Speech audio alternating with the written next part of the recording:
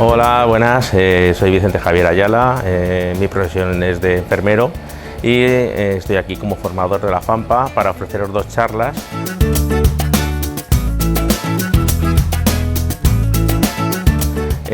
Tengo una que es la de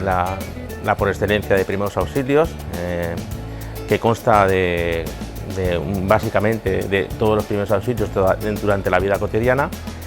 Y empezaríamos pues unas pequeñas heridas como hemorragias, así como una hipoglucemia o una epilepsia, y acabaríamos con aprender sobre todo lo principal, que es la posición lateral de seguridad,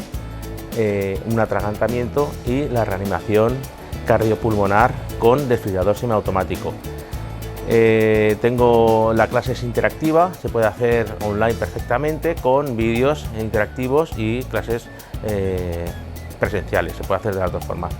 Aconsejo hacerlo online básicamente porque se presenta mucha más gente y está muy bien montada.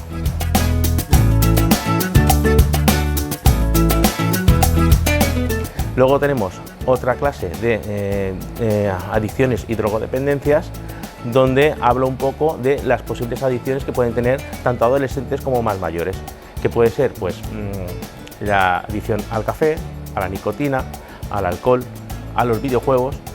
y luego empiezo a hablar un poquito de las drogas. Drogas hay muchísimas, de muchas formas, y